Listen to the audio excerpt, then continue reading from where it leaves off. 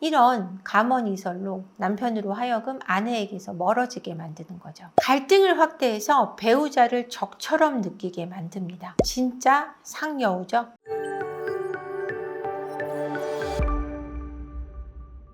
여러분, 상간녀와 남편이 더 깊어지는 이유가 궁금하실 것 같아요. 왜 이들은 잘못된 만남임에도 불구하고 왜 관계가 깊어질까요? 남편과 상간녀의 관계가 더 깊게 연결되는 이유는 도덕적 판단이나 옳고 그름으로 판단되는 것이 아닙니다. 심리적이나 상황적인 요인으로 인해 구성되는 특수한 관계 구조 때문입니다. 그래서 이 많은 상담 사례를 통해서 만들어진 남편과 상간녀가 깊어지는 핵심 구조를 짚어드릴까 합니다. 일단 첫 번째는요, 금지된 관계에서 오는 금단 효과입니다. 로미오와 줄리엣 효과라고도 하는데요. 원래 해서는 안 되는 관계일수록 더 강한 감정적 흥분을 불러일으킵니다. 뇌는 죄책감보다 쾌감, 도파민, 스릴에 훨씬 더 반응하기 때문이죠. 이 조합은 짧은 시간에 만난 사람이어도 굉장히 오래 알고 지낸 듯한 착각을 불러일으키기 때문이라고 보시면 됩니다. 두 번째는 현실 도피적인 심리 구조 때문인데요. 남편이 결혼 생활에서 느끼는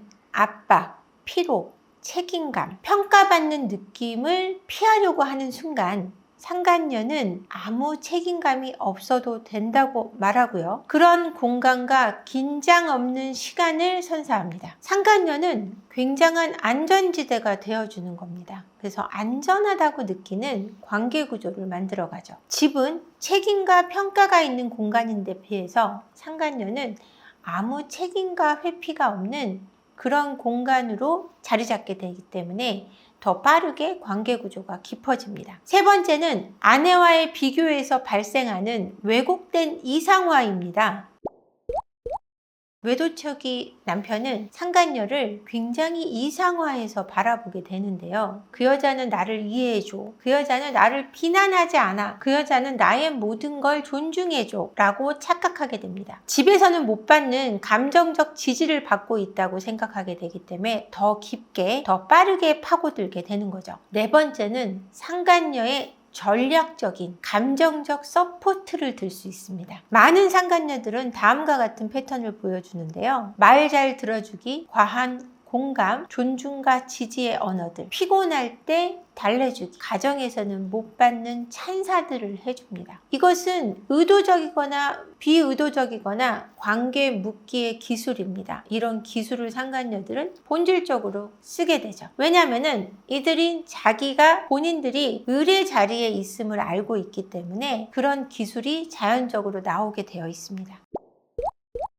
다섯 번째는 비밀 유지가 주는 우리들만의 연결고리입니다. 외도는 기본적으로 비밀입니다, 여러분. 비밀을 공유하면 뇌는 강한 동맹의식을 형성합니다. 우리 둘만 아는 이야기, 우리는 한 팀이야. 이런 마음이 둘 사이를 더 비밀스럽게, 더 깊게 유지시키죠. 아내와는 일상, 갈등, 돈, 육아들을 함께 하지만 상간녀하고는 좋은 감정만 교류하면 됩니다. 부담이 없다는 거죠. 책임 없고, 갈등 없고, 의무 없고 이런 환경에서 느껴지는 감정적인 부드러움이 사랑이라고 느껴지게 하는 겁니다. 일곱 번째, 상간녀는 남편의 부족한 면을 타겟팅합니다. 외도 관계는 보통 남편의 결핍 부분을 아주 정확하게 잡아냅니다. 인정 욕구라든지 자존감 결핍, 트라우마, 성적 자신감 부족, 감정적으로 약한 부분. 상간녀는 이 점을 파고들고요.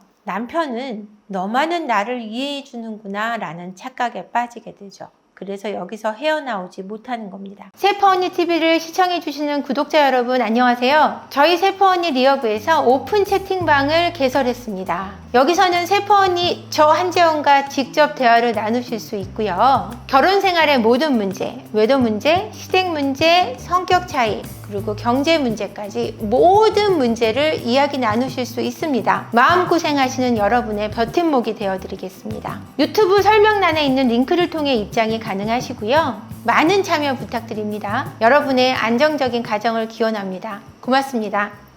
여덟 번째는 결혼 생활의 문제를 외도 관계가 덮어버리는 착시를 들 수 있는데요. 남편이 결혼 생활에서 느끼는 갈등이나 어려움을 외도 관계에서 위로를 받으면서 덮어버리게 되는 겁니다. 이 뇌는 치유와 안정감을 느끼는 거죠. 현실 문제에서 회피함으로 해서 편안함을 느끼는 구조가 돼버리는 거죠. 사실은 문제 회피, 새로운 자극이라는 조합이 남편을 안정적으로 만듭니다. 심리적인 안정을 준다라는 거죠. 남편과 상간녀의 관계가 굉장히 깊어 보이지만 사실은 도피, 착각, 비밀성, 결핍, 충족 이런 것들이 조합되어 있는 비현실적인 토대입니다. 외도한 남편의 심리는 한꺼번에 변하지는 않습니다, 여러분. 하지만 이런 상간녀들의 스킬에 따라 점차 깊어지는 거죠. 그리고 결혼 생활의 갈등은 이 관계를 훨씬 더 깊게 만들어 버리기도 합니다. 이런 상간녀의 기술을 알았다면 상간녀 유형에 따른 대처도 필요하실 것 같아요. 이런 심리 기술을 토대로 상간녀의 유형을 제가 나눠봤는데요. 상간녀 유형에는 5가지로 나눌 수 있는데요. 첫 번째로 감정 구현자형 상간녀입니다. 나는 그냥 그 남자의 마음을 이해해 준 것 뿐이에요 라고 이야기하죠. 그 남자의 감정적인 결핍을 구원해야 될 부분을 빠르게 파악하고 과도한 공감과 위로를 제공합니다. 배우자에 대한 불만을 확대해서 자극하고요. 자신의 존재를 안식처로 포장합니다. 두 번째는 자존감 빨대형 상간녀입니다. 당신은 너무너무 멋있어요. 아내는 당신의 이 멋진 점을 모르는 것 같아요 라는 여우짓을 하죠. 남편의 자존감과 결핍의 영역을 확실하게 파악합니다. 과한 능력과 그 능력의 인정, 존중을 과잉해서 보여주고요. 현실에서는 절대 불가능할 것 같은 찐팬으로서의 역할을 하는 거죠. 세 번째는 약자 코스프레 상간녀입니다. 나도 어릴 적 상처가 많아요. 그래서 나에게도 당신밖에 없어요 라는 유형인데요. 자신을 상처가 많은 사람으로 포장합니다. 남편이 구원자가 된 것처럼 여기게 만드는 거죠. 남자는 이 여자의 구원자가 돼서 이 여자를 행복하게 만드는 기사 역할을 당당하게 해내는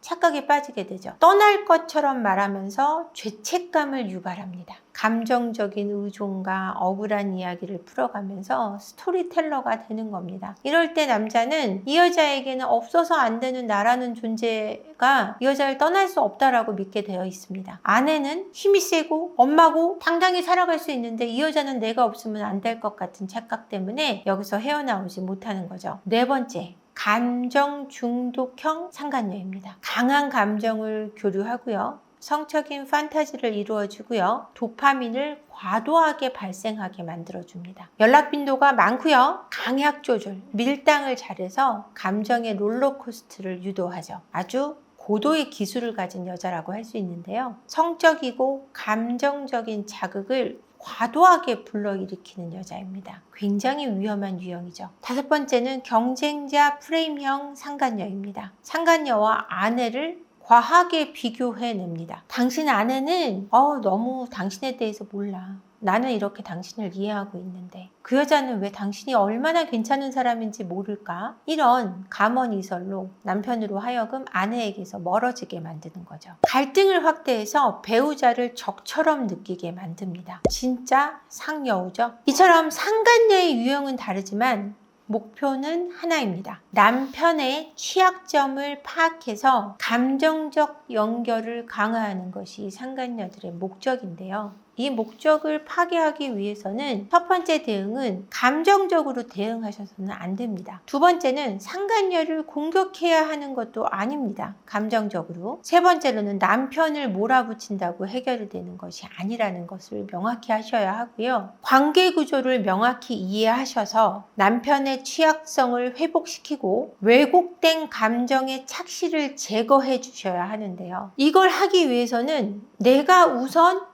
이성적으로 변하셔야 됩니다. 근데 남편의 외도 앞에서 이성적으로 변화할 수 있는 사람이 있을까요? 굉장히 힘드신 일이라는 걸 알고 있습니다. 이성적인 전쟁을 위해서 저희 세포 언니 심리상담소가 함께하고 저 세포 언니가 함께하고 있습니다. 여러분 혼자 싸우시는 것이 아니고요. 제가 함께 싸워드릴 테니 혼자라고 생각하지 마시고 힘내셨으면 좋겠습니다. 모든 건 나에게 달려있다. 물론 잘못은 그 사람이 했지만 지금 가정을 회복시키는 데는 정상적인 내가 움직여야 될 때라는 것을 잊지 마시고 이성적으로 대처하시기를 강력히 추천드립니다. 이 관계를 계속 가져가도 될까? 이 관계는 끝난 게 아닐까? 내가 이렇게 사는 게 맞아? 라는 생각들을 많이 하게 됩니다. 이건 답을 찾고 있는 것이 아니라 결론을 내리고 빨리 쉬고 싶은 마음이 훨씬 앞서 있는 상태라고 말할 수 있어요. 중년의 외로움, 연말이 되면 더 깊어지는데요. 왜 그럴까요? 뇌는 자동적으로 연말을 평가 시점으로 진단합니다. 뇌에는 시간적으로 기간을 나누는 구간 나누기 기능이 있는데요. 심리학에서는 이를 시간적 구획화라고 합니다. 새해나 생일이나 연말이 왔을 때 이 시점이 오면 뇌는 자동으로 묻습니다. 나는 얼마나 온 거지? 제대로 살아왔나? 이런 생각들을 하게 된다는 거죠. 문제는 뇌는 과정이 아니라 결과를 중심으로 판단한다는 것입니다. 그래서 연말에는 노력보다는 성과, 관계의 복잡함보다는 결과 상태를, 버틴 시간보다는 남아있는 것에 집중하게 되어 있습니다. 연말에 그리고 중년이 되면 갑자기 무너지는 이유는 자기 인생이 갑자기 성적표로 보여지기 시작하기 때문인데요. 연말이 되거나 중년이 되면 도파민이 떨어지고 반추 사고가 올라갑니다. 연말에는 햇빛이 감소하고 활동량이 감소하고 일상 리듬이 붕괴가 됩니다. 중년도 해가 짧아지는 연말처럼 나의 삶의 균형과 활동과 일상이 조금 무뎌지기도 합니다. 이때 뇌에서는 도파민과 세로토닌이 줄어들기 시작하는데요. 반면 반추 사고는 증가합니다. 반추 사고란 이미 끝난 일, 말하지 못하는 말, 관계의 장면을 계속 되감게 하면서 재생하는 사고 패턴을 이야기합니다. 지난 일들을 계속해서 되감기를 한다는 거죠. 힘들었던 일,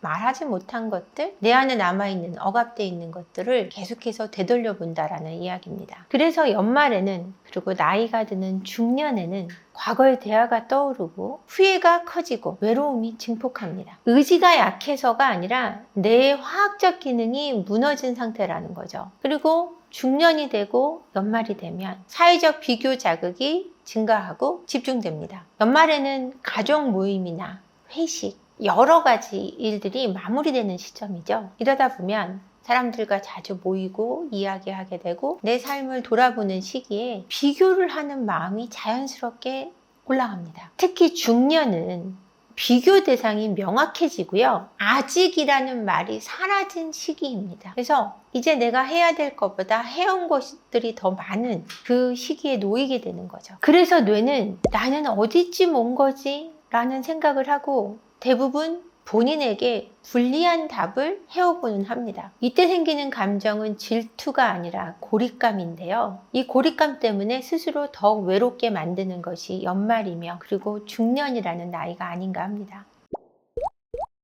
연말과 중년은 닮아 있는데요. 감정 억제력이 가장 약해지는 시기가 되죠. 중년까지 버텨왔고 1년을 버텨왔고 감정을 많이 억누르며 1년을 지내온 연말처럼 중년 또한 그러합니다. 체력과 정신력이 많이 소진되어 있는 상태이기도 하고요. 이때는 전두엽의 기능이 떨어집니다. 감정 조절의 영역인 전두엽의 기능이 떨어진다는 거죠. 이런 중년의 어떤 고립감 또는 감정의 억제가 힘들어지는 것은 피로에 지쳐있다는 뜻이기도 합니다. 의미 공백이 커지는 시기이기도 한데요. 목표는 어느 정도 끝나고 새로운 시작은 아직이고 새로운 시작이 없을 것만 같은 그런 공백의 시기에 놓여 있을 때 그래서 나는 어떻게 살아온 거지? 라는 질문을 던져보게 되는 거죠. 멘탈이 튼튼할 때는 이런 질문을 건강하게 답할 수 있지만 연말이나 그리고 삶의 연말 같은 중년에는 긍정적인 답을 하기가 어려워집니다. 연말에는 평가하는 뇌가 켜지고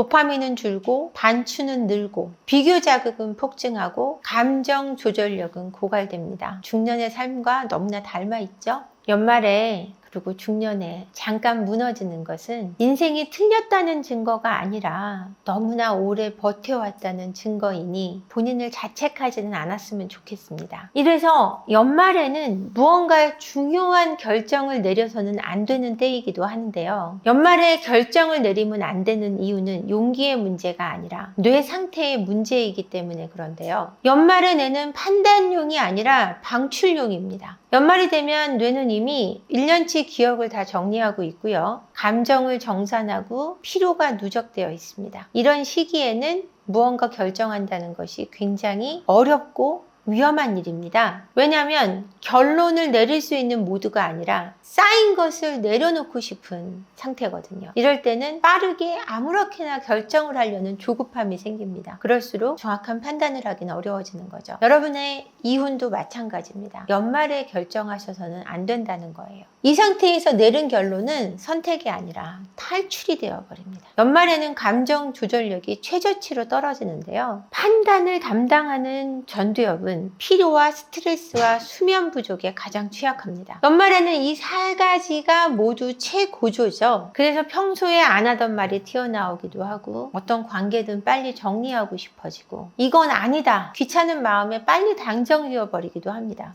감정이 강할수록 판단이 정확해지는 것이 아니라 흐려지는 거죠. 연말의 결론 욕구는 진실이 아니라 피로 신호예요. 연말에 가장 많이 드는 생각이 뭘까라고 고민해보면 이 관계를 계속 가져가도 될까? 이 관계는 끝난 게 아닐까? 내가 이렇게 사는 게 맞아? 라는 생각들을 많이 하게 됩니다. 이건 답을 찾고 있는 것이 아니라 결론을 내리고 빨리 쉬고 싶은 마음이 훨씬 앞서 있는 상태라고 말할 수 있어요. 뇌는 이렇게 착각합니다. 결론은 해방이다. 하지만 실제로 결론을 내린다고 해서 감정이 쉬워지는 것은 아니죠. 또 연말에는 미래 예측 능력이 왜곡됩니다. 결정은 현재가 아니라 미래를 내다보는 행동인데요. 연말의 뇌는 에너지는 낮아져 있고 기대 호르몬이 줄어들어 있어서 미래의 전망을 어둡게 판단합니다. 부정적으로 생각한다라는 말인데요. 앞으로도 변하지 않을 것 같고 차라리 이 관계는 끝내는 게 나을 것 같은 그런 생각에 사로잡히게 되는 거죠. 이건 현실이 아니라 뇌의 겨울의 시야라고 표현하는 것이 맞을 것 같습니다. 연말의 결정은 나중에 후회할 가능성이 가장 높은데요. 임상 심리에서 공통적으로 나온 결론입니다. 연말에 내린 결정은 봄이 되면 후회할 확률이 올라가고 왜 그때 그렇게 급했을까? 라고 후회하게 되고 조금만 기다렸다 판단할 걸 이라고 생각하게 됩니다. 왜냐하면 에너지가 회복하고 나면 시야가 틀려지고 관점이 바뀌기 때문이에요. 그러니 연말에 이혼을 결정하시는 데 있어서는 신중해야 합니다. 세퍼언니 TV를 시청해주시는 구독자 여러분 안녕하세요. 저희 세퍼언니 리어브에서 오픈 채팅방을 개설했습니다. 여기서는 세퍼언니 저 한재원과 직접 대화를 나누실 수 있고요. 결혼 생활의 모든 문제, 외도 문제, 시댁 문제, 성격 차이 그리고 경제 문제까지 모든 문제를 이야기 나누실 수 있습니다. 마음고생하시는 여러분의 버팀목이 되어드리겠습니다. 유튜브 설명란에 있는 링크를 통해 입장이 가능하시고요. 많은 참여 부탁드립니다. 여러분의 안정적인 가정을 기원합니다. 고맙습니다. 연말에 지켜야 되는 3가지 원칙. 관계 정리를 하지 말 것. 2번째, 스스로의 인생을 총평하지 말 것. 3번째, 큰 결단을 내리시는 데 있어서 주저하셔야 됩니다. 그럼 이걸 대신해서 할 것들은 뭐가 있을까요? 일단 연말에 들었던 생각들을 기록하세요. 그리고 그때의 감정을 느낌을 잘 적어두세요. 그리고 조금 쉬어주세요. 이 3가지 원칙을 지킨다면 섣부른 이혼의 결정을 내리거나 관계 정리, 큰 결단을 하셔서 봄에 후회하실 확률은 큰 폭으로 줄어듭니다. 연말의 결정은 용기가 아닙니다. 지친 뇌가 만든 착각일 가능성이 높아요. 연말에 결론을 내리고 싶어질수록 그것은 그 순간 결론을 내지 말라는 신호이기도 합니다. 그러니 여러분 연말에 이혼을 결정하시거나 큰 결단을 내리지 말아주세요. 연말과 중년은 닮아 있어서 지쳐있고 쉬고 싶어 합니다. 그 순간 좀 쉬어주는 것 그리고 나를 기록해가는 것이 여러분을 새롭게 살게 하는 또 다른 방향이 될 것입니다. 오늘 영상 끝까지 봐주셔서 감사하고요. 구독과 좋아요 함께 부탁드릴게요. 고맙습니다.